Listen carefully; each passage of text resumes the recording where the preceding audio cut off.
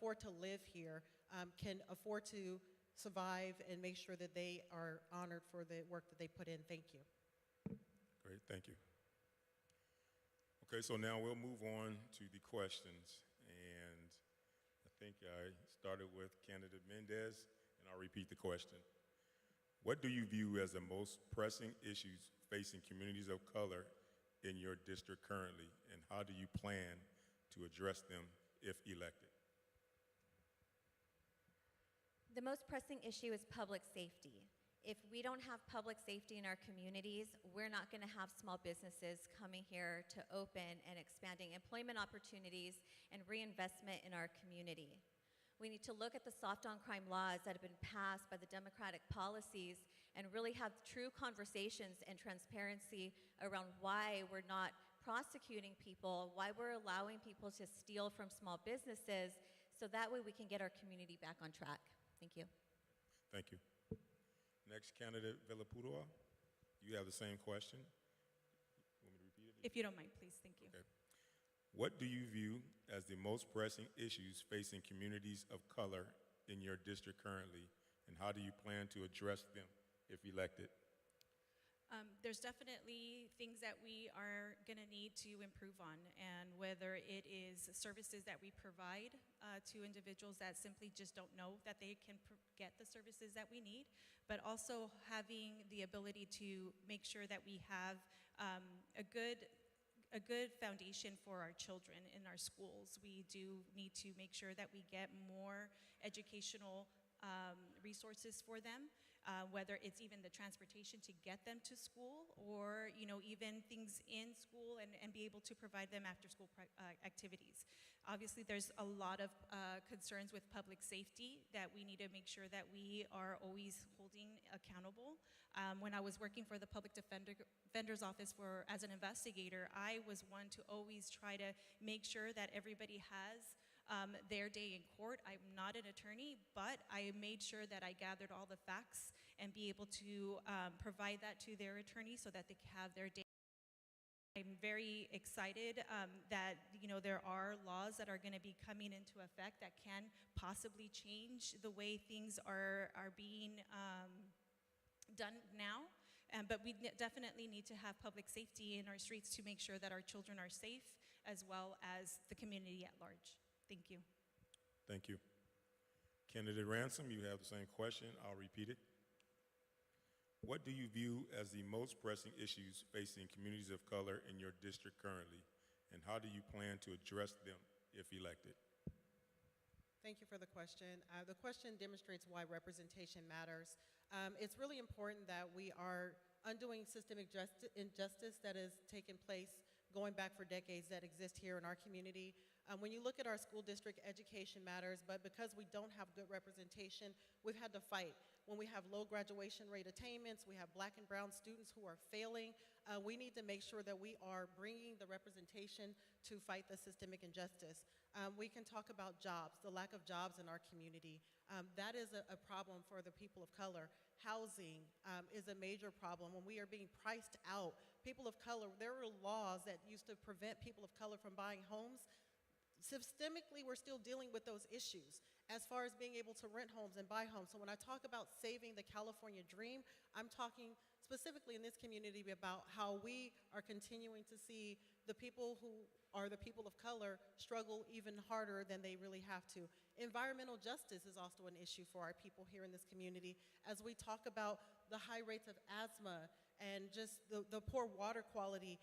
This is a community that is mainly people of color. Every single issue in this community affects people of color at a higher rate. And so we need people who understand what that's like, understand what's happening, and who's going to go and fight for those issues. I've done that. That's why I'm endorsed by the environmental voters. I've done that for housing. You can check my record where I fought against people who did not want us to build apartments, because you have to be able to have housing that can be accessed if you want people of color to be able to do that. I've created jobs here in this community. I've fought for our kids, and if you look at our laws in the state of California, black and brown students have struggled the most but there are laws that say that the lowest performing subgroup, which is African American students across the state of California, cannot be specifically enumerated. We need to fix those issues so that our entire community can survive, no matter what their color. Thank you. Great, thank you. Okay, so that concludes the first round of questions. And so we'll move on to the second question, and we will go in a different order. So first to answer will be candidate Ransom. And the question is, how do you plan to address the state's growing concerns regarding affordable housing and rising homelessness rates?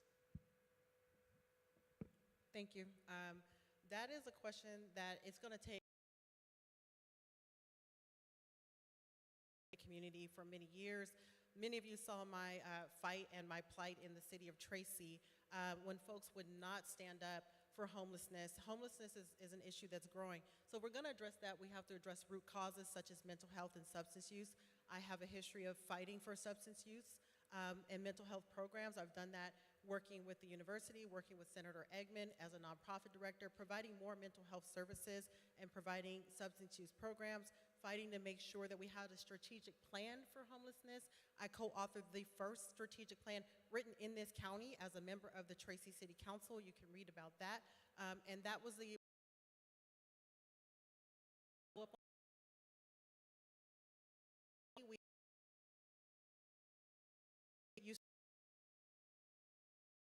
every level.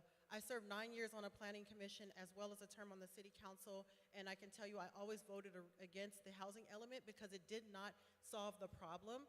We know that we needed housing at every level, but we're not building housing at every level. So we do need to make sure that we are honoring community character. We don't want to overbuild and overcrowd, but we need to make sure that we are holding folks accountable, that we have laws that work for us, and then we also need to solve the problem at the state. I had the honor of serving as district director for Congressman Harder, and in that job, we got to work with other states, and we saw that they did things differently. They had the same environmental protections that we care about, but it didn't take 9 agencies in order to get approval to build something. That means it took less money, it cost less to build, and that was something that we can pass on to our communities and make communities more affordable. We definitely have to solve that problem, because if not, we're going to continue to see generations pushed out of our community as we are seeing. So I stand ready to ensure that we are collaborating to build more housing, affordable housing. Thank you. Thank you. Candidate Mendez, you have the same question, and I'll repeat it. How do you plan to address the state's growing concerns regarding affordable housing and rising homelessness rates? Well, I think we have to look at prior legislation that has put in place over-regulation. I fully believe that with the tools that we have available right now, we can build safely, we can build quickly, and we can build to protect our environment as well. We have environmental impact reports that take over our land and put nothing but time, money, and bureaucracy and high taxes for people to actually build the homes. We also have legislation that restricts single-family homes. Yes, we want affordable housing. We also want housing that's going to accommodate families who want to have a yard, who want to have a front yard and a backyard for their families. For the homeless issue, we've had $17 billion invested in the homeless population and unhoused community, and no viable solutions for any of it. We start by looking at, again, the root cause, having actual therapy, integrative therapy for mental health and drug addiction. We have resources at our mental health facility that opens up more beds and gives us more doctors and accessibility.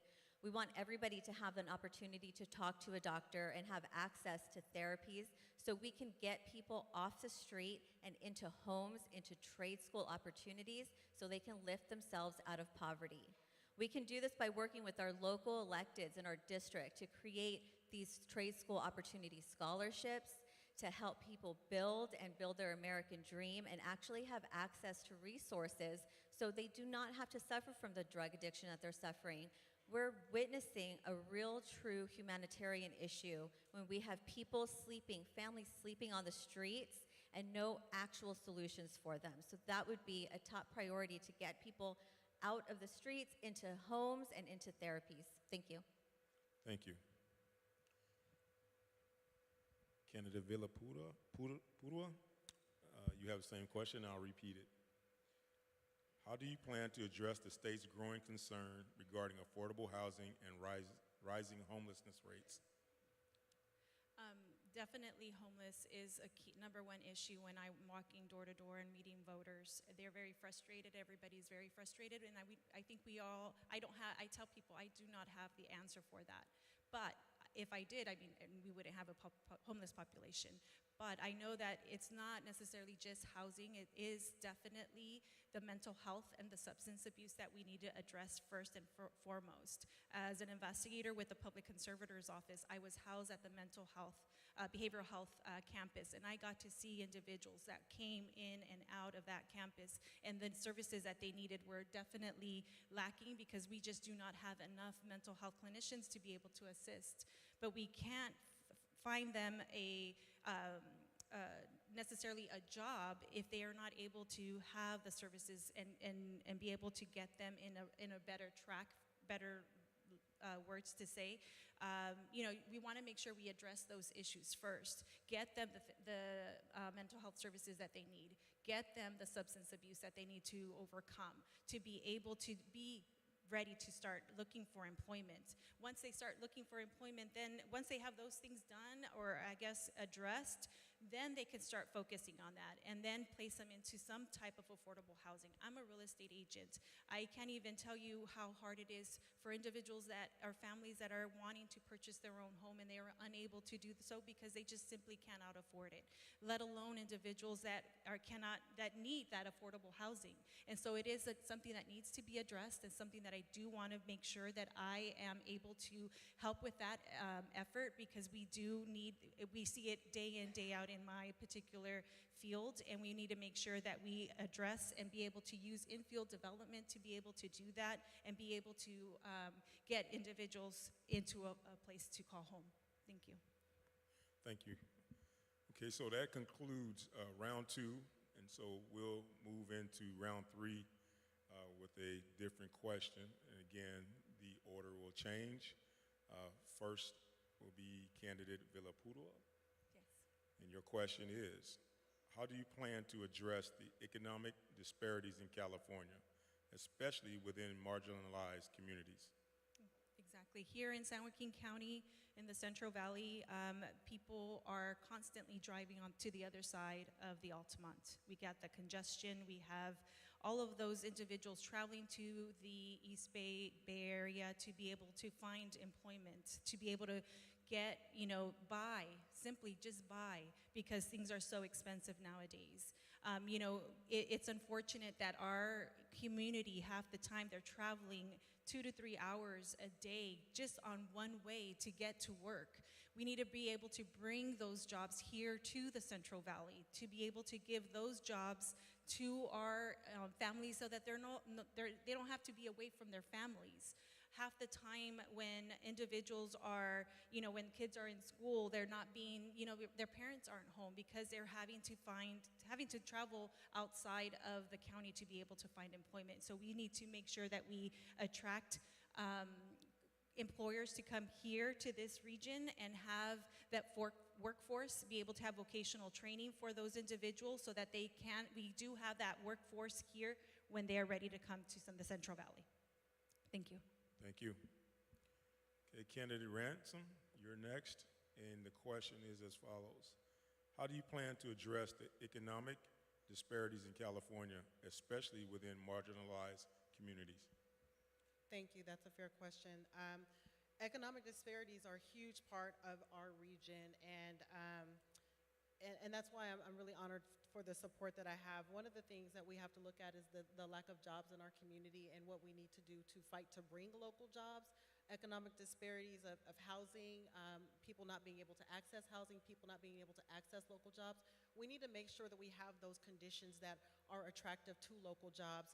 I'm not seeing folks from our state legislature really bringing that collaboration here. We have to collaborate with our state leaders to say that we're being left out of that equation. And that is what I do best, which is collaborate, no matter whether it's a Democrat or Republican. I've always making sure that we have a voice that's going to be a voice of reason. And so I'm looking forward to working with some of the folks who supported me. You'll see the consumer attorneys of California have supported me because they want to make sure that we're not just dealing with special interest in our community. We only have 2 state legislative seats here. So it's going to be important that there is balance, that there are voices and people that you can go to that are going to be able to represent us. That's what I've always done. So as we look at jobs, we're going to fight to bring more jobs. As we look at the cost of living, which is impacting everyone, as the costs are going up, our incomes are not going up. So we need to make sure that we are fighting for incomes that are going to be compatible. People who are like teachers and you work at your grocery store, they should be able to afford to live in this community, not just come in, do their jobs and go somewhere else. So what we're seeing right now is we're building jobs and people are coming in from Merced to work at our jobs, and we still have to commute over the hill. So we need to make sure that we're doing fighting for those jobs. We also need to complete our transportation programs so that people can get to those jobs and bring those dollars home while we are continuing to burn the candle at both ends and build those local jobs that match the cost of living here in our community. Thank you. Thank you. Candidate Mendez, you have the next chance to answer, and I'll repeat the question.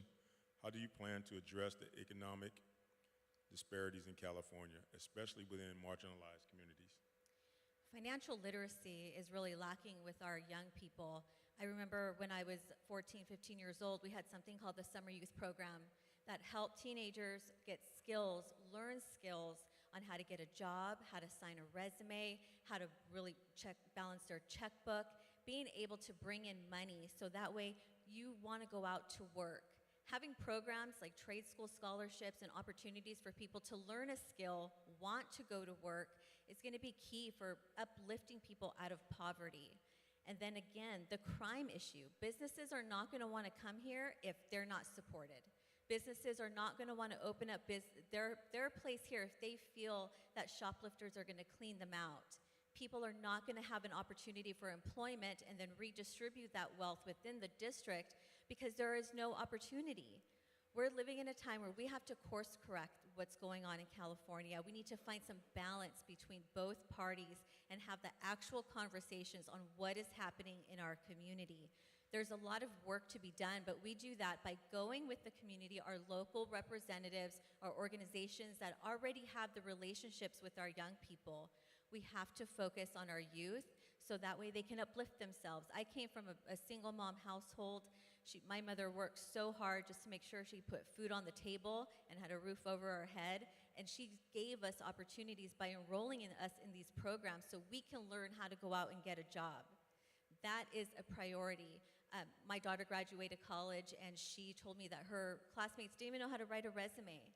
How are we going to expect our children to get those good paying jobs, to open up those businesses, be entrepreneurs, and hire out if they don't know how to even collect that job to begin with and apply for that job?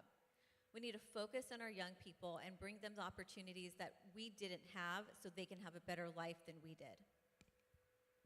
Thank you. Thank you. So, ladies and gentlemen, you have heard from the candidates running for State Assembly. You have Ms. Rhodesia Ransom, you have Ms. Denisa Mendez, and Edith Villapudua. So we want to show your appreciation by giving a round of applause for coming up and sitting before you to explain and to talk to you about how will they make a difference if they're elected to the Assembly.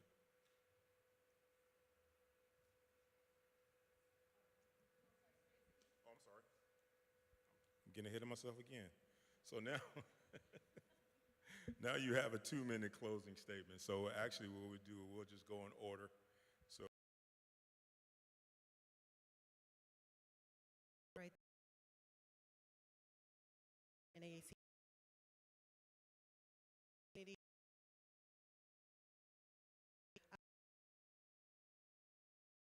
We only have 2 seats here to represent the state.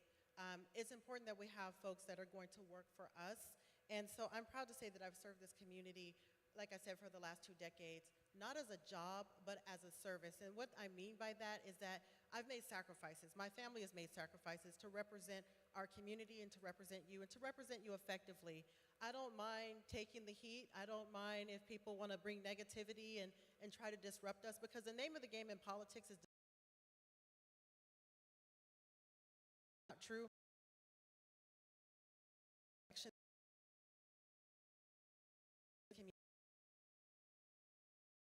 You're doing something for the community is when they were running for office. I asked you to dig a little deeper, find out what's happening in our community, because anybody can talk about the issues, but tonight I hope you heard that I've been at the forefront of those issues, making sure that we have representation. So I'm honored when we talk about crime and law enforcement. I've put gang prevention programs in the schools. I've made sure that our youth have a safe place to be active. I've worked with our congressman to bring the Invest to Protect Act for the police department to have funding. Honored to be endorsed by Sheriff Pat Withrow along with the Deputy Sheriff's Association.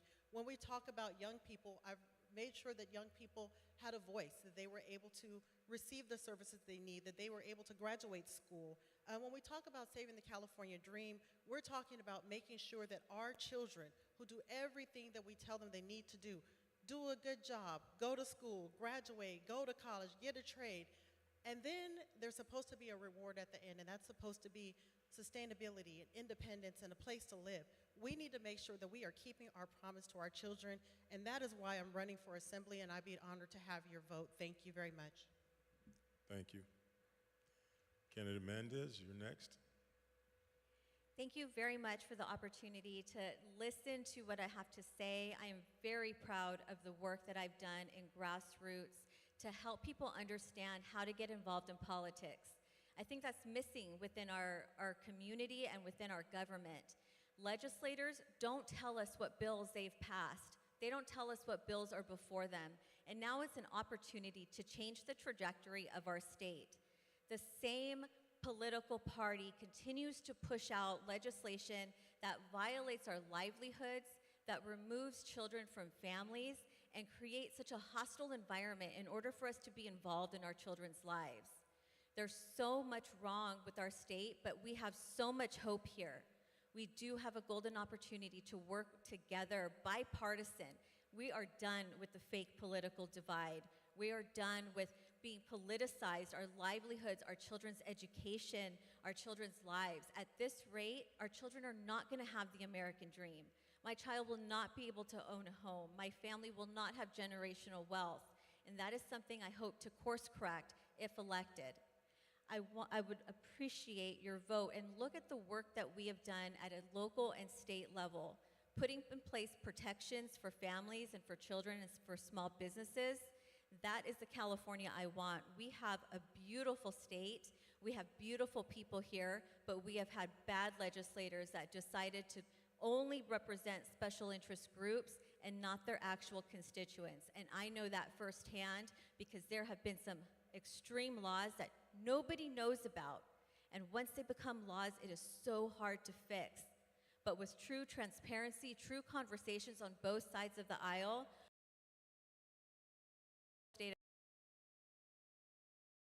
dream.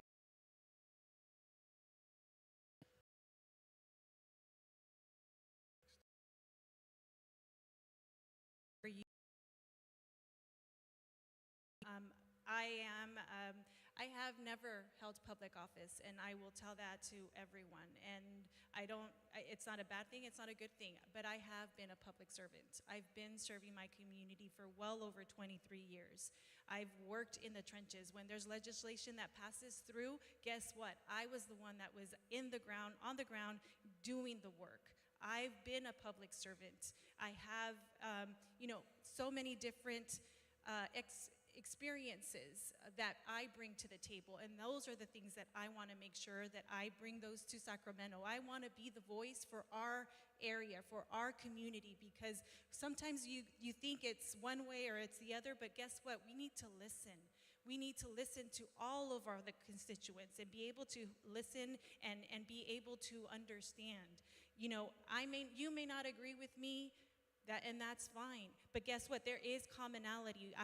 We need to be able to work with both sides of the aisle, not just one. We are all Californians, whether we're one party or the other. We all still live in our community, and that's why I'm running. I'm running to be able to represent each and every single one of you and be able to have that open door policy, to be able to have your voice be heard. Everybody is constantly telling you, vote for me, vote, I'm the best candidate, and we will always say that because we truly think we are. But I can tell you one thing, I am here because I really want to make a difference in our community, and I am going to be the best assembly member that I could be for you. So please make sure you go out and vote. Tell your friends and families to make sure that their voice is being heard this coming up election on March 5th, which you will be getting your ballot pretty soon in the mail. So thank you so much for your time. I truly appreciate it, and have a great evening. Thank you. Well, let's try this again. Ladies and gentlemen, these are your candidates for State Assembly, Denise Mendez, Rhodesia Ransom, and Edith Villapudua. Please give them a round of applause.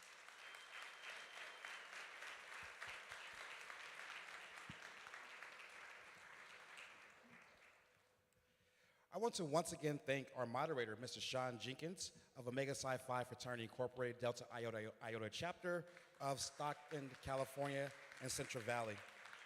And once again, we'd like to thank our 3 candidates for State Assembly, District 13 for being here, Denise Mendez, Rhodesia Ransom, and Edith Villapudua.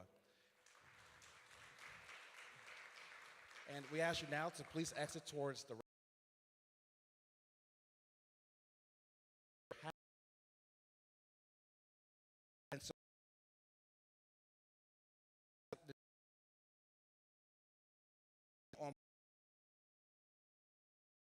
community.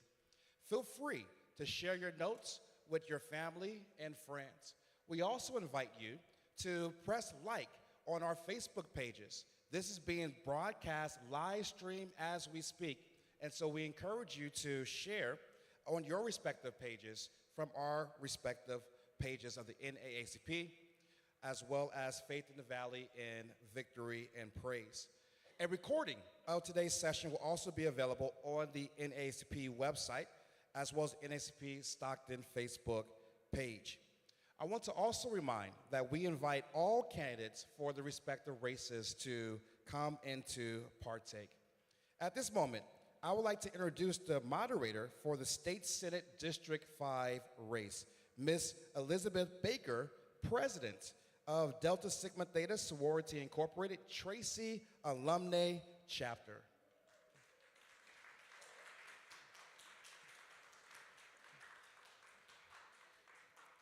As she comes forward, she will remind our respective candidates that they have a 1 minute for opening statement, as well as 3 rounds of question and answer, where each response would be a 2-minute response. And then from there, we'll have a 2-minute closing statement. I will now at this time like to ask the candidates to come up for State Senate District 5. We have one candidate who's president, that is Mr. Jim Shoemaker. And also, we have one candidate joining us by way of phone call, and that is Mr. Jarek McNerney. And we have Richard Stokel from Faith in the Valley, who's going to be facilitating the phone call with candidate McNerney.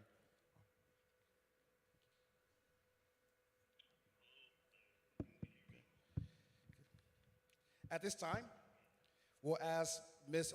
Elizabeth Baker of Delta Sigma Theta Sorority Incorporated Tracy Alumni Chapter to share information about her organization, restate the ground rules, and then ask the respective candidates to begin with their opening statements.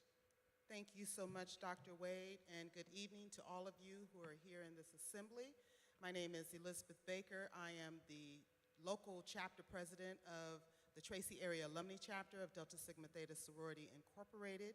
We are a 111-year-old organization founded on the campus of Howard University, and we are all about sisterhood, scholarship, social action, and we are here today to partner with the NAACP on this candidates forum.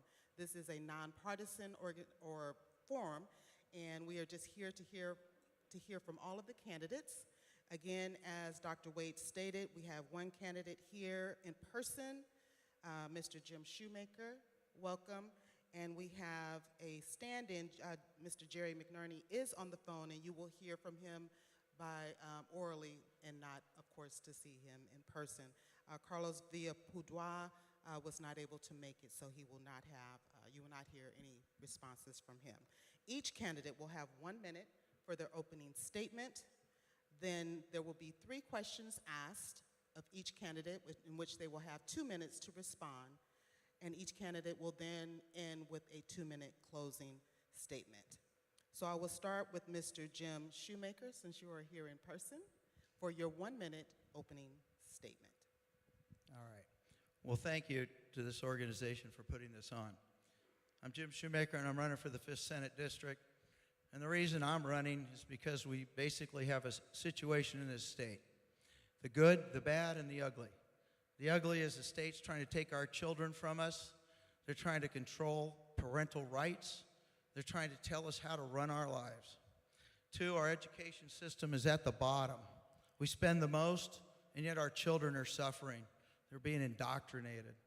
And our crime in this state is atrocious. We need a change.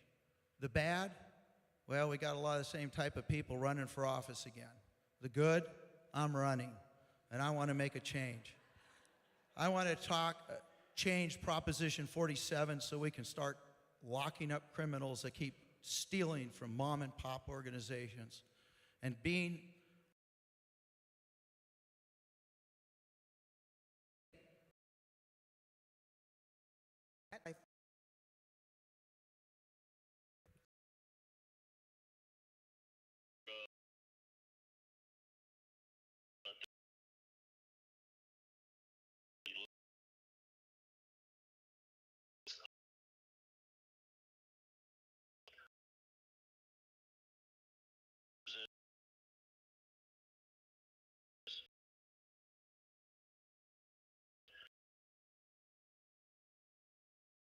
during parts of that time. During my tenure in Congress, I had a very long list of accomplishments, including bringing the VA hospital to San Joaquin County in French Camp. That was a 16-year effort. I worked hard to bring home $400 million. I fought with the Veterans Administration. I fought with the Army Corps of Engineers. I worked with some of the state and local officials, which helped in organizing support for that event, for that project. I also was successful in stopping Governor Brown, Jerry Brown, from putting in the two. Thank you, Mr. McNerney. Your time is up. Billions of dollars for education. Thank you, Mr. McNerney.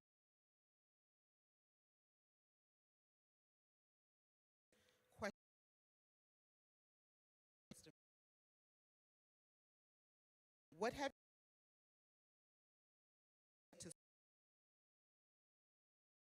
entrepreneurship in your district?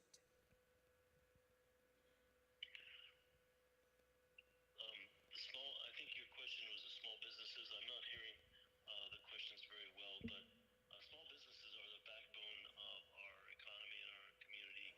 The San Joaquin County, in particular Stockton, is very well known for its entrepreneurship, so that needs to be encouraged. What I've done in the past is bring home billions of dollars specifically for Wi-Fi and broadband interconnectedness so that these businesses can reach their customers, so the customers can understand what their businesses are, and also in providing educational services and veteran services. So I think small businesses is what's going to make San Joaquin County and Stockton prosperous in the coming years, and that's what we need to bear down on. Thank you. Thank you, and I hope you were able to hear most of what he said. And we'll now hear from Mr. Shoemaker. What have you done in the past, and what steps will you take to support small Black businesses and entrepreneurship in your district? 1, we need to remove the amount of government overreach, government control, and the manipulation of small business. We need to open up those opportunities by not limiting them and their ingenuity to create the jobs and bring business back. We need to stand for all of our people in this state instead of chasing them out of this state. We have so many and so much intellectual property in this state, the ability to create, that we are losing because this state has been so atrociously overbearing with business that our children are leaving to better states, our businesses are leaving because of the tax structures, and a lot of very wealthy people that we do need because of their tax base are leaving. And this affects the ability of us to create new businesses that our young people would have the opportunity to start thriving. I came up working because I got a loan from a friend to start my business. And today, it is a nightmare to go through what our people are going through in this state. We can't get insurance, we can't get coverage, we can't get loans. All of this created because we have too much government. And that affects all of us. And my goal is to work to streamline that and quit putting chains on top of the citizens of this state so that we can advance our freedom instead of watching people leave our state for a better opportunity somewhere else. Thank you. Thank you. Question number 2, and I'll start with you, Mr. Shoemaker. How will you advocate for water quality issues in the district, and what policies will you support to ensure sustainable usage in the state? I didn't hear the last part. And I'll repeat the question. How will you advocate for water quality issues in this district, and what policies will you support to ensure sustainable usage in the state? Water is so vital to this area, and it's also vital to this state. One, I'm opposed to all tunnel systems that the governor and the current legislature is pushing through. We need to establish the ability to store water, move water, which we are very good at, and protect our farmers throughout the Central Valley. I believe, one, we need to quit the philosophy of us against them. We are all in this together. This state is precious, and we have a very abundance of water if we would store it, save it, preserve it. We need to recharge our aquifers. We need to stop binding the ability through government agencies to limit local municipalities to do the best job that they're better at in recharging their aquifers, creating water storage and dams. All the infrastructure that was supposed to be in during the original water project, but because of one of our governors that entered the service back in the 70s, he cut off the second phase of the water project. These are things that are affecting us today. But the state of California, even in the worst water year, receives enough rainwater to take care of all 40 million Californians, full agriculture, and the citizenry of this state. And we need to preserve it instead of shipping it to the ocean. Now also with that, that creates all the jobs agriculture creates. And that's the main industry of this state, and we need to protect it because we feed the state and we feed the nation, and we need to preserve. So I'd be working diligently to protect that and protect our resources. Thank you. Thank you very much. And for Mr. McNerney, how will you advocate for water quality issues in the district, and what policies will you support to ensure sustainable usage in the state? Okay, I can barely hear the question. I really thank the forum for accommodating me, and I might have to repeat the question a couple of times. But on the water issue, I'm very strong. We have to, first of all, we have to prevent the tunnels from coming through. I worked with other members of Congress in the region to prevent Governor Brown's tunnels from coming through, and I think we need to continue that fight. They're always going to want, Southern California always going to want that water, and we're going to have to fight for it forever. But I'm up for that fight, and I think we'll win it. But on the continuing that line, in 2016, I produced the West Act, which is a comprehensive approach to water policy in the western United States, including California, which means conservation. It means storing water in wet years. I want to focus on underground water. It means giving agriculture the resources to be as efficient as they possibly can with our water. And it means conservation in cities and states. It means producing water from desalination, all sources. There are cities in Southern California that don't depend on Delta water, don't depend on outside water at all, even though they have a limited rainfall. So I think we can do this. I'm very optimistic with good leadership in Sacramento, working together across the aisle, across the state.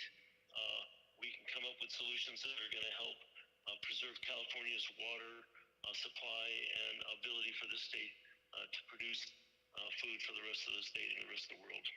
Thank you. Thank you, Mr. McNerney.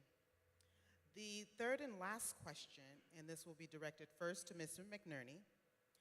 How will you address the challenges and opportunities created by advancing technologies and ensuring persons of color are not left behind?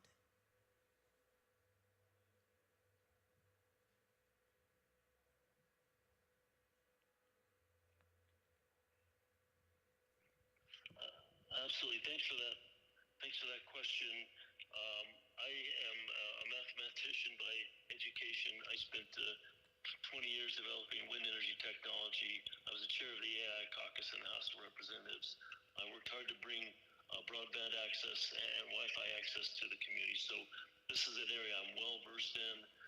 In this last few years, I was chair of the AI caucus, and now I'm starting an association of AI suppliers and producers to ensure that we have a beneficial use of AI, and that means protecting against displacements from AI.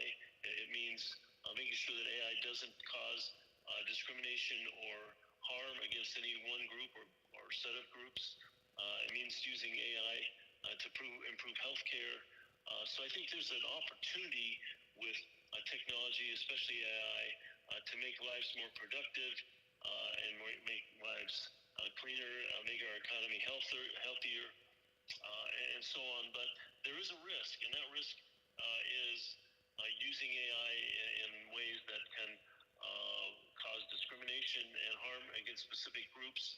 That's one of the focuses of the association that we're building, and I want to continue to do that in Sacramento, because California leads the nation and California leads the world in terms of tech policy, in terms of environmental policy. So working together with folks in California, I think we can make a huge difference in ensuring that technology is beneficial to the community and it helps produce prosperity and prevents undue harm to any particular group. Thank you. Great, thank you, Mr. McNerney. And for Mr. Shoemaker, I will repeat the question. Thank you. How will you address the challenges and opportunities created by advancing technologies and ensuring persons of color are not left behind? I believe it starts with education. I believe our education system, we need parental choice. Our schools have failed. Our children are failing. They're being indoctrinated into areas that have nothing to do with education. 2 + 2, no matter what background you are or color your skin is still 4. And you know what? We need to teach, not indoctrinate. Our children in this country have the ability to grow up, to be great, to have all the opportunities that everybody has if they put their effort and energy into that and not listen to nonsense about convincing them that they're not good enough. Every one of us is a child of God, and He created us. And in that creation, He gave us abilities that are special. And our education system needs to reflect the values that we stand for. And that means no child, no matter who they are, should be left behind. They all deserve the same opportunity. And I believe that happens with parental choice because our schools have failed, and the more money we drop into them, the worse they get. I work with many people of many colors, many backgrounds, and all I know is I've been fair with everybody like they've been fair with me. And the difference is you know what? It's your values. Our values are low. We have the opportunity. Our skills and the jobs that our children can have today are endless. Let their imaginations go. Give them the opportunity and hold none of them back. And we will accomplish great things. And that's the only way that our system is going to work, that gives those children the opportunity to move forward because everything else is there already. Thank you. Thank you very much. At this time, we'll move into our closing statement. And do you mind if I start with Mr. McNerney? Okay. I'll start with Mr. McNerney for the 2-minute closing statement, please. Well, thank you. Again, I want to thank the NAACP local organization for hosting this forum and for accommodating my special circumstances. And I just want to talk about what I see for the future for our district. This region has a tremendous potential to advance, but we have some obstacles that we need to overcome. One of those obstacles is pollution. One of the obstacles is education. Another obstacle is public safety. And the last one I want to mention is transportation. Those are all issues that I personally have experience with and can move forward with legislators in Sacramento to make a difference to the people that I would like to serve. And I just want to say what this race is about in my mind is character. Do you want someone that understands and understands your needs, someone that can fight for what you care about? And that's what I plan to bring to the table. Thank you. Thank you, Mr. McNerney. And Mr. Shoemaker, you have Is it 2 2 minutes? Just 2 minutes for your closing statement. It says 2 up there. Thank you, and thank you to NAACP for this. I want to bring about one thing, and that is I'm running because I've seen happen. In my life, I lost my father when I was 10. I started working on my uncle's farm at 10 for 6 years. I learned about hard work. Hard work is what we need to get back to, being focused and teaching and training our children in our future that it's not bad to have hard work because it teaches life skills. When you learn the challenges, even when somebody says something that you can't do and you can turn around and do it and show them that you accomplished it, that's a reward. Because no matter what, nothing is easy in this life. But the best and the thing that we can have is friends and those that we work with that we can get along with and we can move forward. Same thing in our state. Where we're working right now, our state is attacking. People want to control us. They want to tell us how to live, how to raise our children, what type of business to have, and they're putting out of business small business. The individual that has the ability to create is the only way we move forward because there's a direct connection to what you do. Private property, people that own property will take care of property. Those that don't, some do, some don't. The challenge is we need to return to responsibility of the individual. And the government cannot manipulate and control those things because we are all individuals. Some will work, some won't. Some will wait for somebody else to do it. I'm out here because we need to change direction to save this state. And this state is precious. We have something no one else has in this country. And I'm tired of seeing everybody leave. I'm tired of my friends leaving, and I want to stay and fight for you, the people. It's we, the people, that need to return power. Thank you. Thank you so much, Mr. Shoemaker, and thank you, Mr. McNerney, via phone for joining us tonight and sharing your thoughts with the voting public that has come out to hear you. And for those who are streaming on Facebook Live, we thank you for your comments. And for those of you in the audience, again, Thank you for allowing me to serve as the facilitator tonight. Back over to Dr. Wade.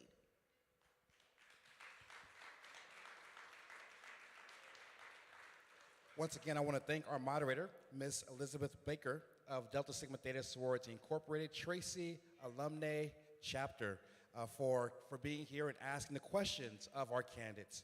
We also want to thank our candidates for State Senate District 5, Jerry McNerney and Jim Shoemaker. And you may exit to the right side. Thank you.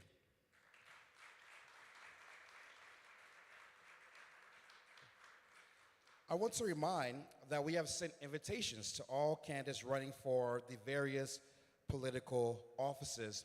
All candidates were invited to come, and we're thankful for those who were able to join and able to come.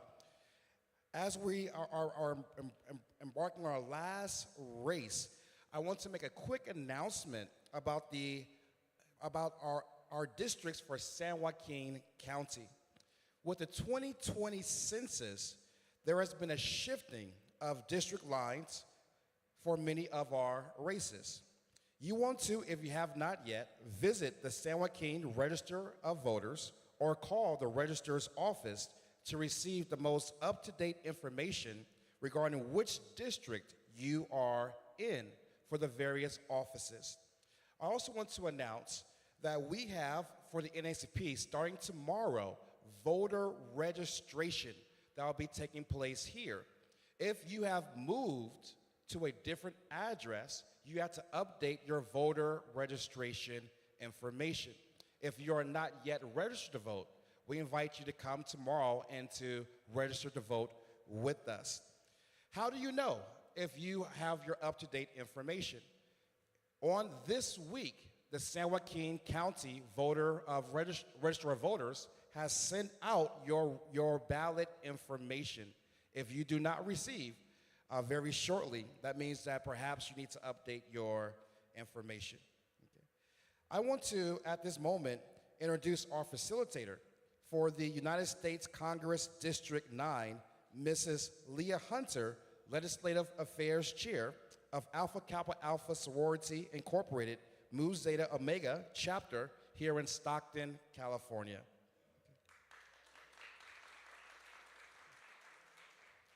We have three candidates for the race. That is Josh Harder, who will be joining us by way of phone, as he is currently in D.C., Kevin Lincoln, and John McBride. We ask that Kevin Lincoln and John McBride please come up to the dais. And we'll be joined once again by Richard Stokel, who will be facilitating on phone Josh Harder. As we're coming up, our moderator, Ms. Leah Hunter, will remind the candidates of the rules. That is that each candidate has a 1-minute opening statement. Following will be 3 rounds of questions. For the 3 rounds of questions, they have a 2-minute response time. And also, they will have a 2-minute closing statement. At this time, I would like to turn over the dais to Ms. Leah Hunter. She will share information about her organization, and afterwards restate the ground rules, and then from there, ask the respective candidates to give their opening statements. Thank you so much, Dr. Wade. As stated, my name is Ms. Leah Hunter, and it's a privilege for me to be before you today. I'm actually one of the newer residents of San Joaquin County. I bought my house just 3 years ago, so this is really important to me as I learn what it is that our candidates are going to do within my new loved community. So thank you for having me and allowing me to serve this evening. I am a proud member of Alpha Kappa Alpha Sorority Incorporated, the Mu Zeta Omega chapter that has served the Stockton community for over 40 years. Our organization as a whole has just celebrated 116 years of service to all mankind, and as of our current administration, that would include but not limit empowering our families through childhood hunger initiatives, the embracing our environment through tree planting and waste reduction, social justice by participating in events such as this, our candidates forum, and our most cherished activity, which is providing scholarship to graduating high school students who will be going on to college. And this year we're supporting that through our debutante ball, which will be held on February the 24th. See me if you want to buy a ticket. So I just want to thank again everyone for allowing me this opportunity to engage in this activity. For our candidates, thank you for being here. The ground rules again, you will have 1 minute for your opening statement. 4 questions of each of the candidates, and then you'll have a 2-minute closing.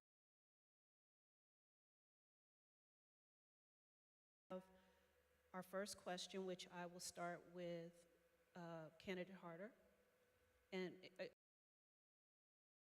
sure we're clear.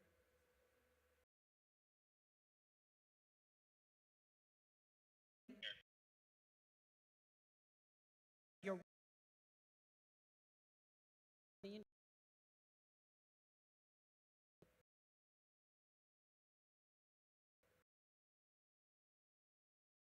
so much to the NAACP, to Victory and Praise and Faith in the Valley for your tremendous leadership in our community and putting on this forum. I'm disappointed this is on a day when I just finished voting in Washington, so I can't be with you all in person, but I look forward to doing that again soon. I'm running because I believe that Stockton and San Joaquin County should have the same opportunities that I did growing up. I'm a 5th-generation resident of San Joaquin County. My family started a peach farm in Manteca in 1850, and my wife Pam and I are proud to be raising our daughter Lillian for the 6th generation.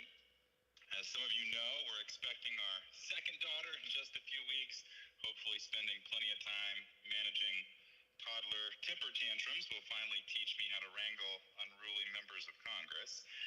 But I'm proud of what we've accomplished so far over the last year from helping. Thank you, candidate Harder. Thank you very much. We will now go to candidate Lincoln. Yeah, first and foremost, thank you, NA.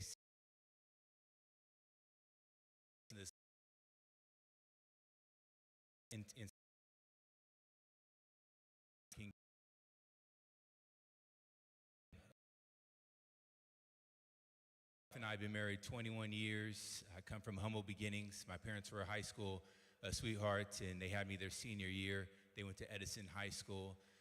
I've had the blessing and the privilege of serving in many capacities, whether it was my time in the military, my time as a nonprofit executive pastor, or my time now serving being the mayor of Stockton for the last almost 4 years now.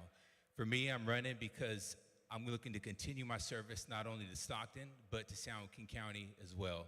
I'm from this community. I understand the deep needs of this community, and I've worked with the great advocates, many of that are represented here, to meet some of those fundamental needs throughout the city of Stockton. So I look forward to representing you in Congress.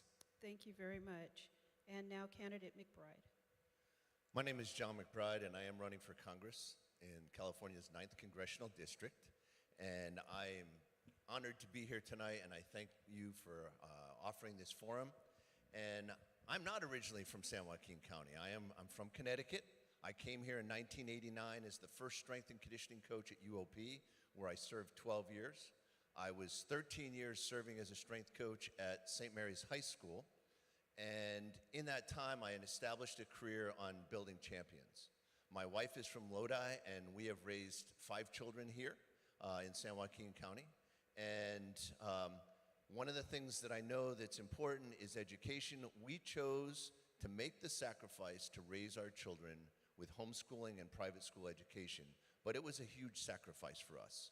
And I feel that that's a part of what San Joaquin County needs to do, is focus more on how we can get education improved for everyone. Thank you so much. We'll now move into our line of questioning, and I will start with candidate Harder.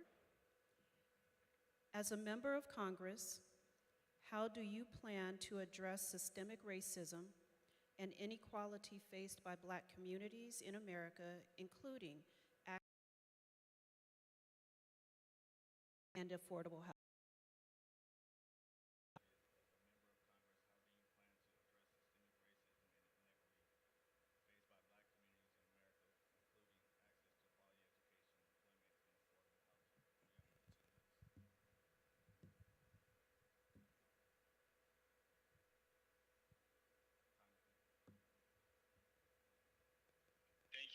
diverse communities like ours have been left behind for way too long, no matter what somebody looks like or where they come from or how they worship. All of our neighbors deserve equal protection under the law, and I think if we look across our history for too long, that's simply not been the case.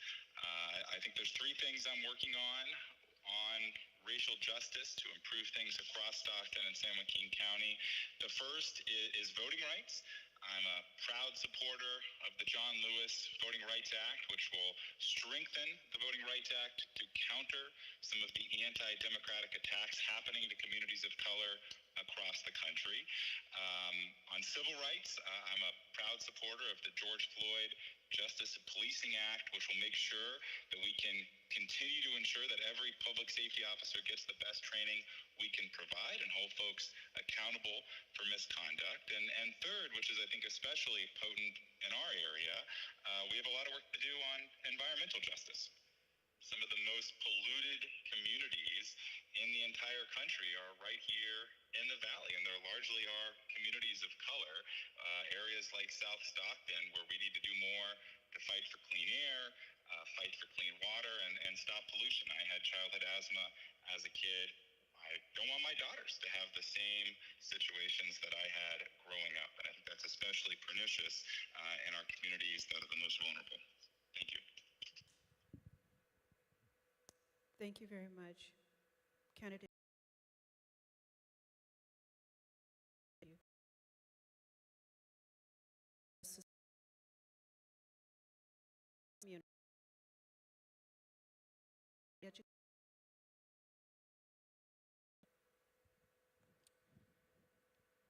One more time, repeat the question one more time, I'm sorry. Sure. As a member of Congress, how do you plan to address systemic racism and inequality faced by Black communities in America, including access to quality education, employment, and affordable housing? So the city of Stockton is the most diverse city in the nation, in San Joaquin County.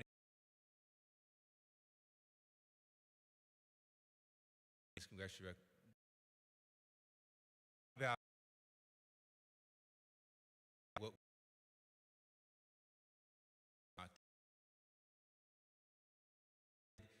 a diversity, equity, and inclusion resolution for the city of Stockton, where we specifically address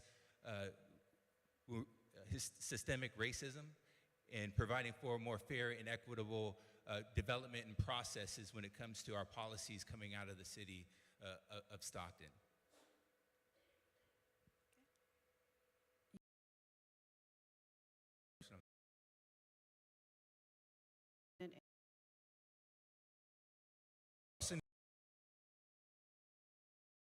As well, it's best in it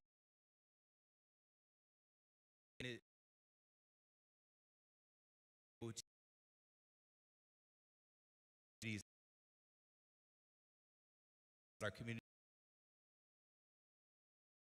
When you look at our Healthy Places Index score, there are over 80% of communities and zip codes that are more healthier than Stockton and San Joaquin County.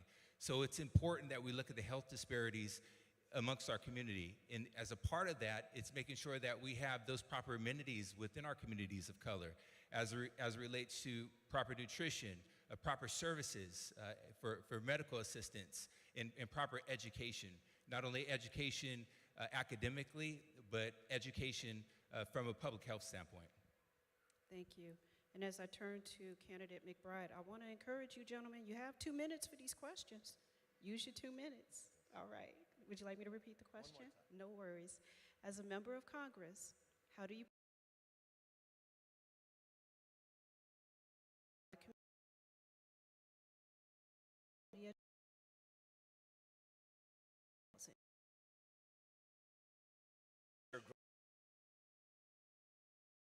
both of these candidates.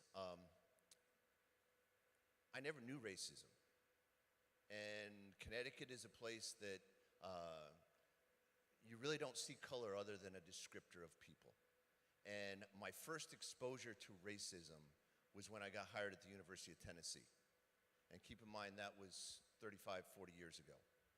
And that was the first time where I clearly saw when people talked about racism. And one of the things that I think is important is changing mindsets. And I shared with somebody today, this issue came up in a conversation. Children are afraid to go to bed, and they hate to go to bed because they're afraid of the dark. They're afraid of the dark because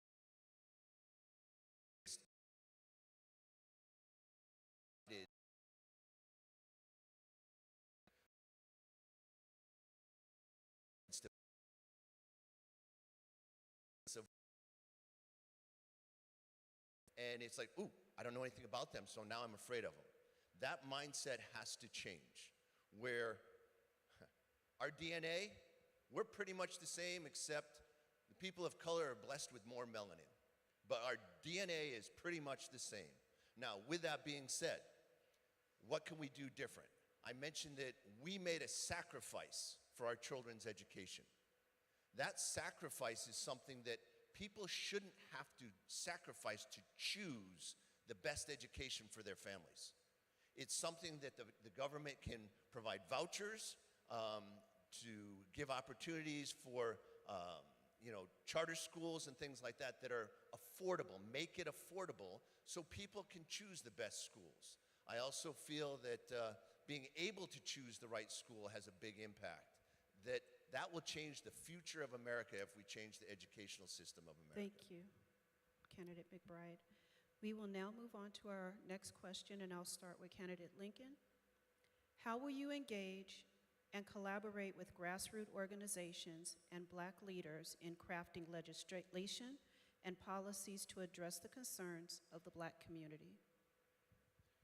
I think what we have to understand about our community is that the issues and the challenges that we face, particularly in communities of color, they aren't red or they aren't blue issues.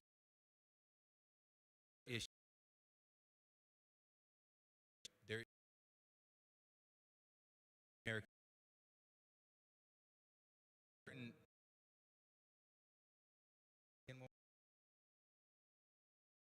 Engage and collaborate with grassroots organizations and Black leaders in crafting legislation and policies to address the concerns of the Black community. It's about creating a seat at the table for everyone. And that's one of the things that was very, very important to me as mayor. When I ran for mayor, it was important for the people to understand that the same gentleman that was running is the same gentleman getting in office, meaning that community, so that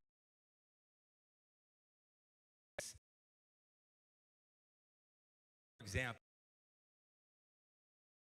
worked with a community advocacy group regarding a crisis intervention, crisis response program, where we looked at how we were responding as law enforcement in our community when people are dealing with some sort of behavioral health challenge, whether that's substance use disorder or mental health challenges. And what we decided was it was absolutely important that we make sure that we have trained healthcare professionals that respond to those calls with the proper support from law enforcement so we can make sure that we meet the best needs of the people. That's an example of how we work together in the city of Stockton to address the critical needs and then drive policy forward to bring out better outcomes. Thank you. Candidate McBride, same question. How will you engage and collaborate with grassroots organizations and Black leaders in crafting legislation and policies to address the concerns of the Black community? So with addressing the needs of the Black community, and we talk about here in Stockton, crime and housing, and ultimately, and I firmly believe this, the number one factor to reach out is starting in the schools. And why I believe that is when you have illiteracy rates that are extremely high, you are directing your people basically to a life of poverty and even prison. And when school choice comes into play, now you can provide opportunities across the board for greater incomes, greater opportunities, lower crime, because of education. That's the foundation right there. Now, with that, reaching out to grassroots communities is sharing ideas. And there's an idea that most people here in Stockton are not aware of, that in coaching, if you change mindsets, you can change attitudes. If you change attitudes, you change the culture. Most people in Stockton, and this should be taught in every school in San Joaquin County, don't even know how Stockton got its name. Stockton is named after a man who founded the nation of Liberia for freed slaves. That's something that should be taught in schools because you begin changing. That's a big deal. And when you start looking at changing the mindsets and the attitudes, then you begin changing the culture that reaches out to everyone. How proud will young people know that the city that they live in is named after somebody who started a nation for freed slaves? And that begins changing attitudes and mindsets. And that's where it begins. And then from there, you can reach out to the various organizations, the community, when people have an attitude of, wow, this is a great place to live. And I truly believe Stockton is a great place to live. And that mindset needs to be addressed to everyone, that the diversity, the port, all the things that Stockton offers, this is an amazing city. Thank you very much. Candidate Harder, same question. How will you engage and collaborate with grassroots organizations and Black leaders in crafting legislation and policies to address the concerns of the Black community?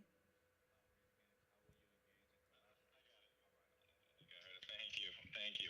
I make it a huge priority to make sure that I'm present in every part of our incredibly diverse community. I've held town halls and office hours where I meet one-on-one with anybody willing to show up. But I don't think we can rely on people coming to us. And so I also try to worship at a different church every Sunday. Everywhere I'm invited across Stockton.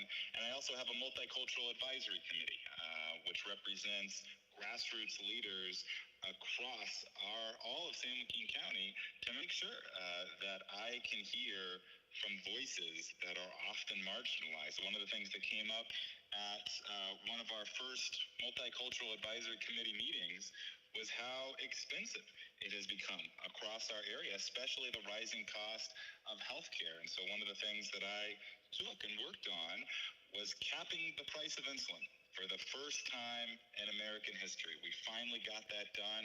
I've never accepted a dollar from any pharma company or any company in America, and half of San Joaquin County is diabetic or pre-diabetic, and that's more common in our Black and brown communities. So they told me we needed to get to work, and we did. And that's now created a game changer for folks across our area. People who are paying thousands of dollars for diabetes out of pocket are now able to make sure that they can finally afford life-saving prescriptions. That started with insulin. We have to branch it out to other life-saving drugs, but that is an example of taking feedback from a community that has often been ignored and marginalized and making sure that we're passing legislation that can help improve people's lives across our community and the nation. Thank you, Candidate Harder. We'll now move on to question number 3. I'll start with Candidate McBride. What are your thoughts about climate change and environmental justice for Black people, and what recommendations would you make? I'm going to just say it. I don't believe in climate change as a negative. I grew up in Connecticut. I got to share this story. In the center of the state of Connecticut is Dinosaur State Park. Dinosaur State Park is a former habitat of dinosaurs. So at one point in time, Connecticut was a tropical region. And we have cycles of the earth, the sun rather, cycles of the sun, where it gets hot and it gets cold, it gets hot, it gets cold. And the problem, if you really dig into the science right now, we're actually deficient in CO2, not too much. But we keep blowing this up because it's about control. You're being taxed to death in the name of climate change because it's about control. They want to limit your freedom to move because of climate change. They want to limit your ability to drive the car you want to drive because of climate change. And it really restricts your freedom when you address the issue of climate change. And it is a huge, huge thing that if you dig into the science, my background is science. When you dig into the science, you see that climate change There is no evidence to support it. Ice caps aren't shrinking, so on and so forth. And we keep the same thing going over and over. When I was in high school, they were telling the next ice age.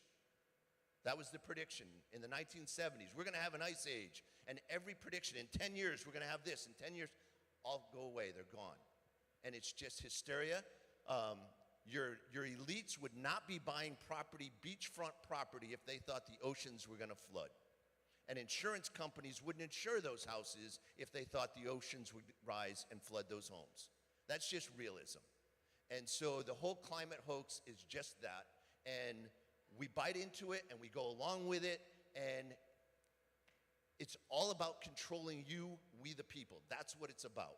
And at some point in time, we have to have politicians with the guts to admit it openly. Thank you very much. Candidate Harder, the same question. What are your thoughts about climate change and environmental justice for Black people, and what recommendations would you make?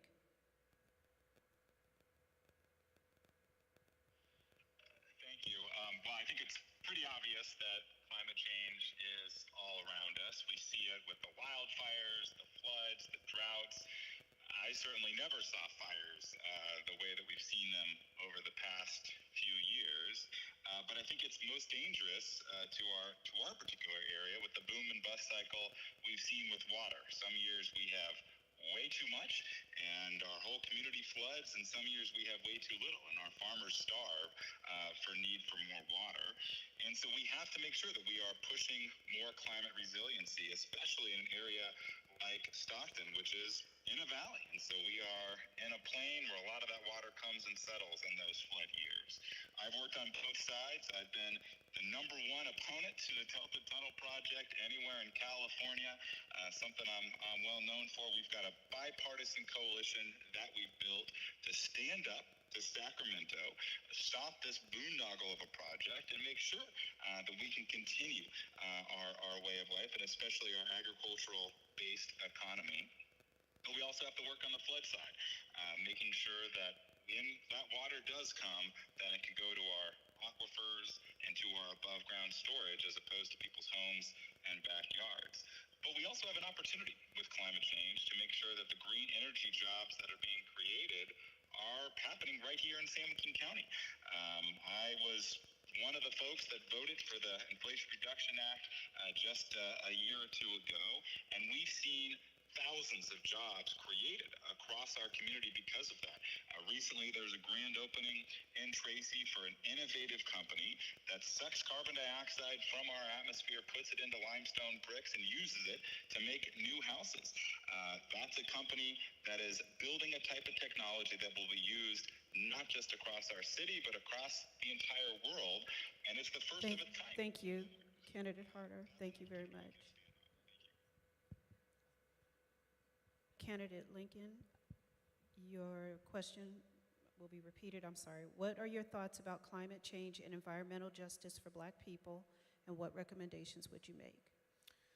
When I think about climate change and environmental justice for Black people and people of color, what I think about are the health disparities. When I think through the lens of climate, I think about the specific health disparities that we face here within Stockton and San Joaquin County. Poor air quality. When I think about poor air quality from a health standpoint and disparity standpoint, I think about what our community suffers from the most, and that's increased levels of asthma. We have a lot of community-based organizations in the city of Stockton, and the city of Stockton has invested a significant amount of money. In last year, we're investing over $24 million in transformative climate action, right? And with these partners, we're talking about how we can address those health disparities, improve the quality of life for everybody in our community. That's planting more trees throughout our community. That's having more outreach from a health standpoint. It's also advocating for our levee system as well, and how we're being impacted at a federal level, making sure that we're secure and our communities of color are safe, and that as the climate changes, that we're making the necessary adjustments to make sure that our people are protected and kept safe. And so, climate, when we look at even addressing ecological goals for communities of color, we got to do that responsibly at the federal level as well. Because mandating certain things to happen from a climate standpoint also puts people of color at an economic disadvantage. And so we need to look at how we can bridge those gaps. Time. Thank you very much. We'll now move on to our final question. Candidate Harder, I'll start with you. How will you address the issues of food insecurity and inadequate access to healthy food options within the African American community?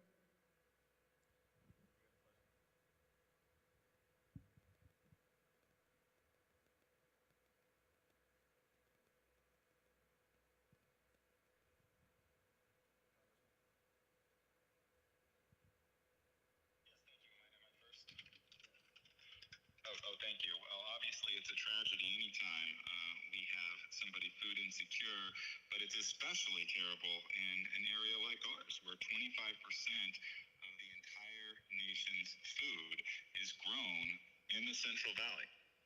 The best place to start is making sure that we are strengthening organizations that are already doing great work. On Thanksgiving, I was standing out handing turkeys with the Stockton Emergency Food Bank. I volunteered with them several times, and it's a shame that there are cars lining up all across the block to get food right in Stockton when we have the farms that create that food all around us. My plan is to make sure that we start with raising incomes. Every single morning at 5 or 6 in the morning, 100,000 people from San Joaquin County drive over the Altamont Pass for work. 100,000 folks, not because they want to spend 4 or 5 hours driving. That's brutal. It's because that's where the jobs are that pay the wages. And folks struggle with that life. The best thing that we can do is make sure that we are centering those jobs in our area. One of the things that I'm really proud of that we've been able to accomplish is doubling the size of the Port of Stockton, making sure that we have more trucks leaving here instead of going all over to Oakland, causing more congestion, worse air quality, worse commutes. We have the potential. We have the talent. We know that because of so many folks that live here and people are paying. I've talked a little bit about capping the price of insulin. I'm proud of what we've accomplished. Thank you. I'll now go to candidate Lincoln. Again, how would you address the issues of food insecurity and inadequate access to healthy food options within the African American community? When I took office in 2021, January, it was at the height of a global pandemic. And one of the things that I learned along that pathway when I was running for office in 2020, at the beginning of COVID, was that food insecurities are real in Stockton, and it was what can I do to help make a difference. So I quickly partnered with a community-based organization, became part of the leadership team, and did outreach and provided food and groceries to communities of color.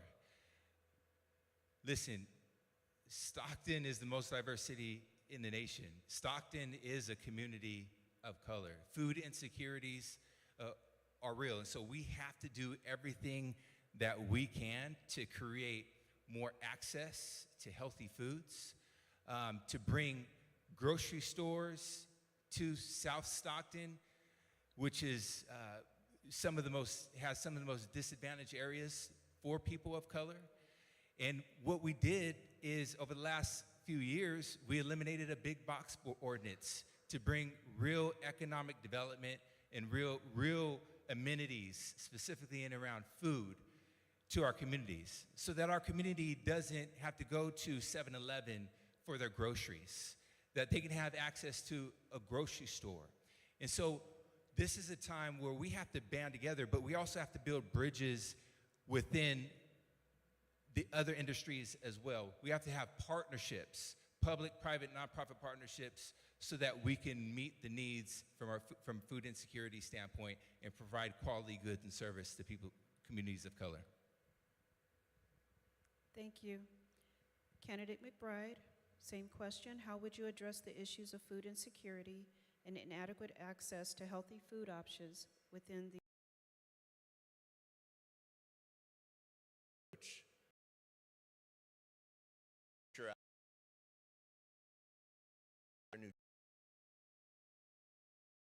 What I do.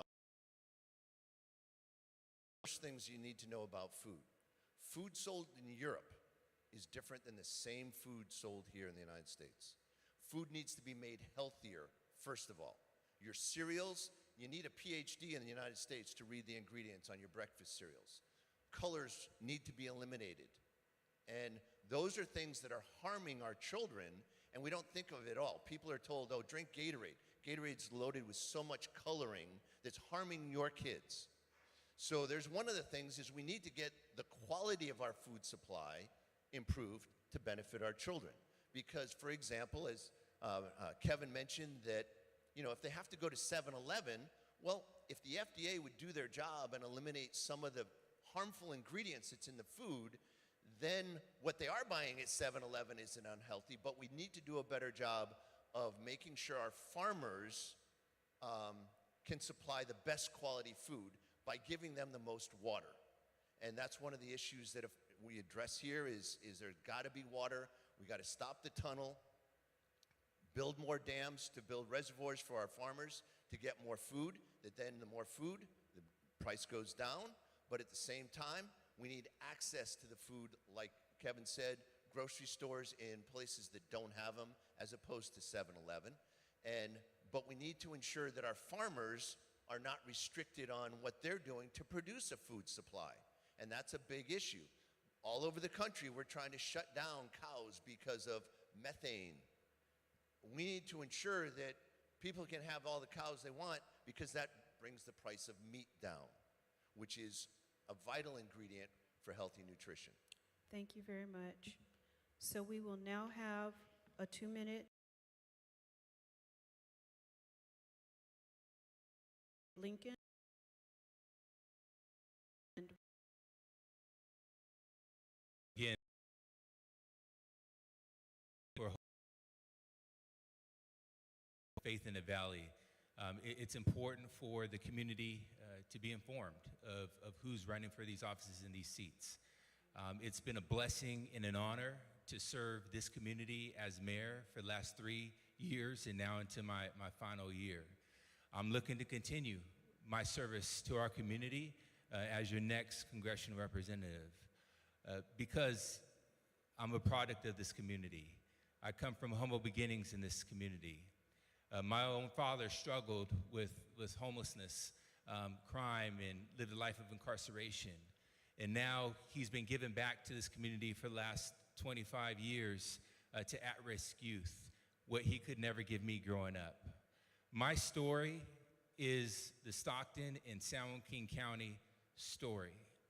And I look forward to sharing that journey with each and every one of you. But this election is about representation. It's about who you feel and who you believe will best represent you in the United States Congress.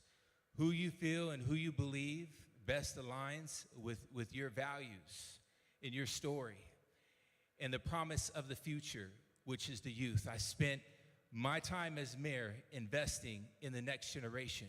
So education, workforce development, transportation, infrastructure, these are all values and principles and policies that I will take and I will champion, but I won't do it alone. I've had an open door policy and I've created tables as mayor and provided individual and organizations with a seat at the table. And as your next congressional representative, I will do the same thing. thank you. Candidate McBride. So it is quite an honor to be here, and I appreciate the NAACP to host this forum. And one of the things that concerns me is we have all these crises that face America, from our border, incredible debt that we're under that future generations are just going to be pummeled by the debt this country has. Every person in this room, your share of our national debt is $100,000. We can't maintain that. It's going to crush future prosperity. Things like that go on. The biggest issue is we have people in Washington that are compromised, they're cowards, and they're complicit with our constitutional republic being destroyed. And we are not a democracy, as has been stated. We are a constitutional republic, and there's a huge difference between those two. And one of the things about a constitutional republic, it ensures the rights of the minority. That's the difference between a constitutional republic and a democracy, is the insurance of the rights of the minority. So every person in this room, my touch cards say, standing strong for truth and freedom. I don't really object to whatever your social issues may be, but if you lose your freedom, it's all gone. And as our constitutional republic is worn down and chopped away, then your freedom's going to be gone. And we're on the verge of this nation's constitutional republic being destroyed. And people in Washington just go along to get along and not do anything except just keep writing checks. And we're not doing anything to actually help you, the people. And that's the job. We are there. The House of Representatives is designed to represent we, the people, not special interests, not self-interest, and certainly not a globalist agenda. Thank you very much. Vote for John McBride. Thank you. Candidate Harder, your 2-minute closing statement, please. Thank you. Well, I couldn't agree with John more. I think he's absolutely right that we're at a very important point in our country's history, and that the current leadership of the House of Representatives is an absolute dumpster fire. On that, we can absolutely see eye to eye. We can talk all day about the issues that have brought us here on crime, on homelessness, water, healthcare. Let me close by sharing my values, which I think have remained consistent from the day that I got into public service, and that is to be independent, to be locally focused, and to be effective. By independent, I mean making sure that we're focusing on the most important issues for our area, not colored by partisanship one way or another.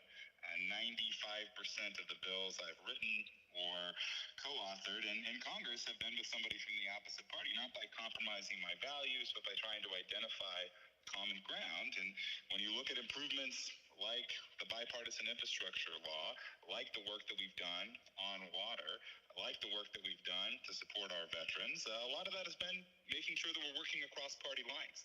That commitment to be independent will continue.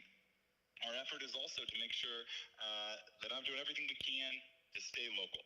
You won't see me on cable news every night screaming at somebody else, pointing fingers. There's way too much of that in Washington already. And frankly, with 2 toddlers, or at least one, and one on the way, I get a lot of that at home anyway.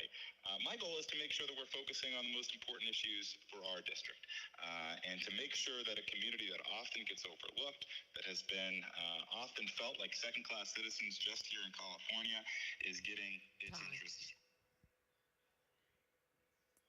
Thank you. At this time, this concludes our candidates forum for District 9 Congress seat. I don't think he heard him.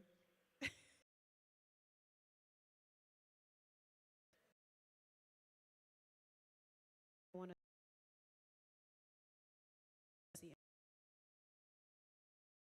Alpha Sorority Incorporated Mu Zeta Omega chapter for the invitation to participate this evening. Please make sure that you are registered to vote. You got information about making sure that your addresses are current and up to date.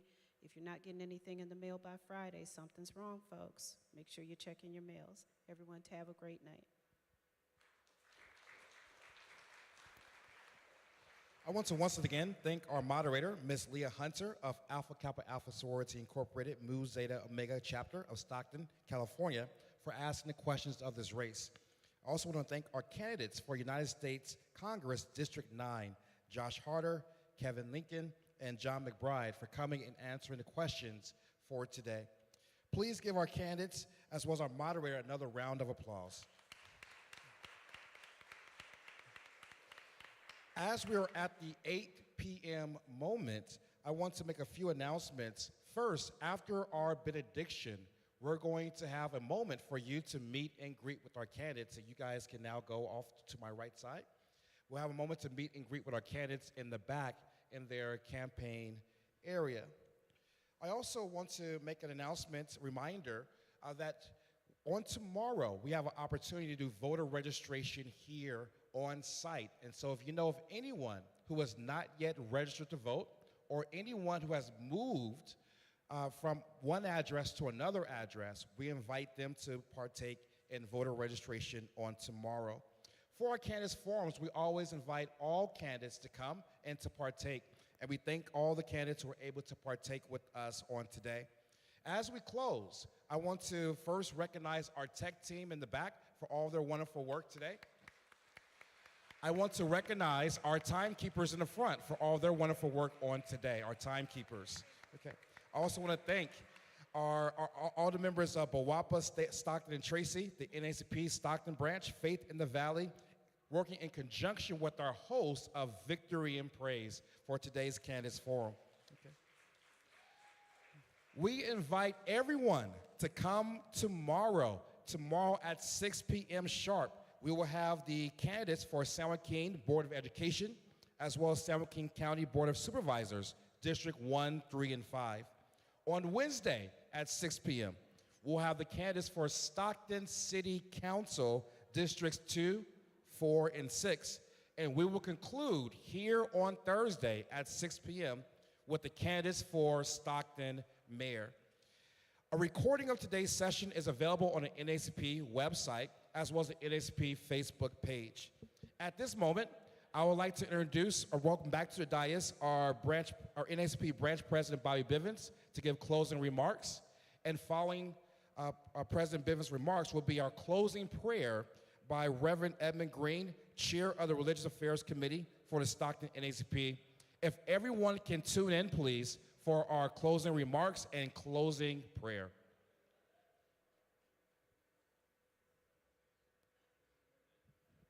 Thank you, Evan. I just want to say I thought that this was a very, very good forum. I think we had good participation, but most of all, I want to thank our hosts for allowing us to be here, to do this, to partner with us, and we all going to be out getting folks registered and getting them out to vote. Because we can do all the forums in the world, but if we don't get people to the polls to vote, it won't make any difference. And we need to make a difference. We need to make some changes. And right now, in many ways, we're on the verge of going back to pre-slavery, back to the prehistoric days. Not slavery, but prehistoric times. So I just want to thank you all. And again, I want to thank our hosts and our partner and our other partners. And we're going to, when it's all over, make some recommendations so that our community can know that they're voting with a degree of intelligence and not just doing something. And unfortunately, too often, we just do stuff and don't put real thought into what we're doing and what the impact is of what we're doing and what we've done. So thank you all for being here. Hope you're here with us every night. And it's all of our effort to educate, educate, educate. Reverend Green. Thank you, President Bivens. Let us pray. Lord, as we come to the close of this forum, we want to say thank you for everything that you allowed to transpire here on tonight. We want to thank you, Lord, for all those who have took the time out of the busy schedule to come and be with us on tonight. We want to thank you for all the candidates, the moderators, the presenters, the tech team, and all those who have played a part to make this possible on tonight. We pray now, Lord, as we make ready to leave here. We realize some have come from near, some have come from far. But we know tonight that any distance too far to travel without you. So we pray tonight, Lord, that you give us traveling grace. And then at a appointed time, we must return, God, to do thy bidding. We pray that you will keep us in perfect peace. For us in the name of Jesus we pray. And everybody said, amen.